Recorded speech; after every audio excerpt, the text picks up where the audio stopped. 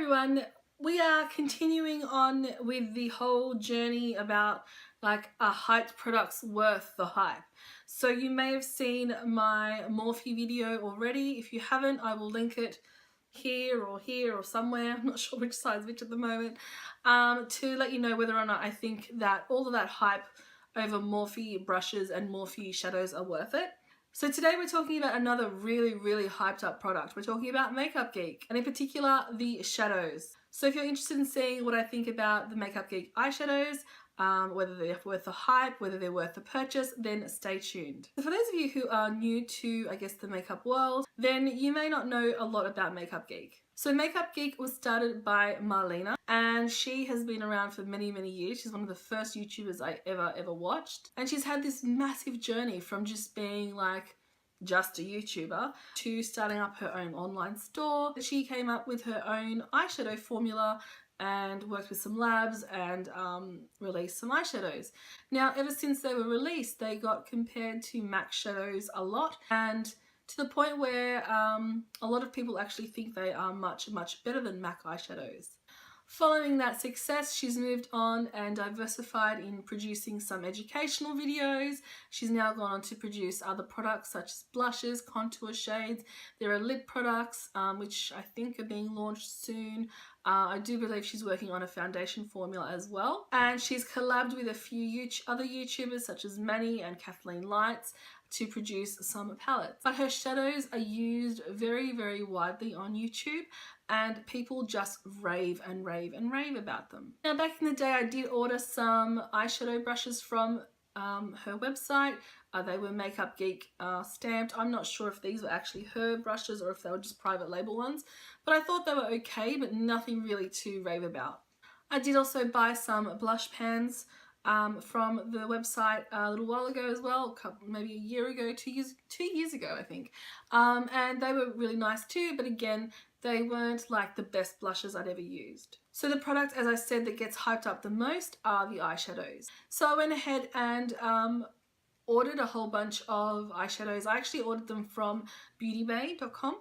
And the reason why I did that is because I already had some international currency. I already had some British pounds, and so I wouldn't have had to pay the conversion fee, and so it ended up being just slightly cheaper with my free shipping and a discount code that I had. It ended up being just slightly cheaper on Beauty Bay than it was ordering directly through Makeup Geek. So I can't really comment on the delivery speed of the Makeup Geek order to me. However, in the past I found that it took roughly 2 weeks. There was always a nicely written handwritten note, and customer service was really great. So the shadows come in this refill pan format. They come in a little sleeve. You purchase as many as you want. You then purchase a magnetized palette. The most popular one is a Z palette, and then you can go ahead and custom create your own eyeshadow palette. Now, this is nothing new. MAC have been doing this for many years. So I've gone ahead and created my custom palette. You will see that it's very indicative of the kind of shades that I use. My classic, I suppose my signature look, if you will be a nice lightish to medium transition shade with a darker shade around the side, but it's never anything very dark. I think the darkest that I really would use is something like that one, but I have bought a darker shade there just because it's a nice cool tone, and then I will have a shimmery shade on the inside. That's my kind of signature everyday, you know, look. And then if I want to amp it up, I'll add some more shimmer, some more glitter, and maybe bring it a little bit darker and further out at the edges. So I've got a lot of mid-tone shades here because that's really what I'm all about. As someone who works full-time in a sort of conservative sort of job, I can't really wear bright colors. I mean, I could if I wanted to, but I choose not to.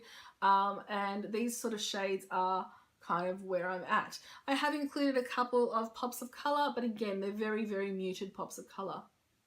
I did use a couple of the shadows today on my eyes. They performed very well. So I mostly bought some mattes and then some of the foiled shadows. So the matte, shimmer, and I think the duochrome shades come in that kind of packaging, and they're slightly cheaper. And then the foiled shadows come in that kind of packaging. And the difference is between the foiled and the regular shadows. The regular shadows are beautiful and really smooth and creamy. but the foiled shadows have a sort of oilier base, I want to say, so that they are brighter, they look metallic, they almost look like you've used Fix Plus with them, but without doing that. So as you probably can already tell, I do really like these shadows and I get what the hype is about. I have no primer. I'm not going to swatch these very hard. I just want to show you, I guess, what the color pigmentation was like and the payoff was like in these. So I'll start off with this dark shade, which from my memory, I think is Americano. So you get a nice bit of pigmentation there. Then we have this shade here, which is a reddish brown, which is the very famous Cocoa Bear, which is named after Marlena's now husband. And they go on really, really smoothly. So moving on to one of the shimmery shades. Now this is still in the original formula. It's just a shimmer shadow. We'll go with this one here, which I believe is Shimmer Shimmer. And you can see the pigmentation is really nice. And this is one that people actually use quite often as a highlighter. Moving on to some of the foiled shadows. So I'll show you in the spotlight and I'll show you grandstand. In the spotlight is like a peachy champagne-y shade, that's that one there, and then grandstand is a beautiful copper. I'm just going to touch these. I want you to see that I just touched them once, okay, and there's pigmentation there, and then it's dry, and that's the kind of payoff you get from these shadows. I have to say though, out of all the shadows, my favorites have to be those really nice mid-tone transition shades. So shades like Creme Brulee, Frappe and Peach Smoothie, which all sound really delicious. They just make it so easy to blend out a lot of other shadows. Now they don't look like much on the skin because they are very light, but they work so well at really buffing out other shades. So I guess the answer to the question, are these products worth the hype? Yes, I'm not disappointed. I mean, I'm really happy. These are beautiful. Look at those foiled shades there. But I'm yet to find one of those really hyped brands that aren't worth the hype. I certainly will let you know if I do. But these are beautiful. I really recommend these. If you are someone who only wears a little bit of eyeshadow but really wants some high quality shadows, then these are definitely worth the money and beyond. In American dollars, these are worth $6 a pan, and then the foiled are a little bit more expensive, but not significantly. For what you're paying, you are getting something that is going to blend very easily. There are not hundreds of shades, but a lot of shades. I've picked really neutral kind of toned down shades, but there are some really beautiful brights. I thought I did order Corrupt, which is black. I'll have to check my order.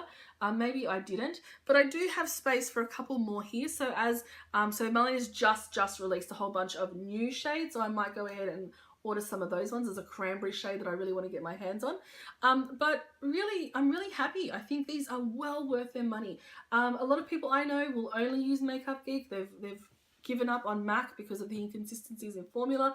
I can't speak too much about that, but I do know that these are really beautiful. I'm going to swatch all of these shades for you over on the blog post so you can see all the shades that I've chosen.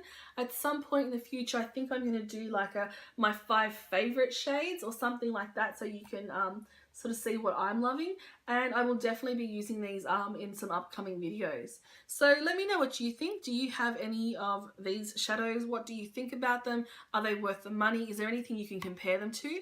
And yeah, that's it. I would love for you to subscribe, give this a thumbs up, and leave a comment. I would really appreciate that. Thank you so much for watching. I will see you next time. Bye.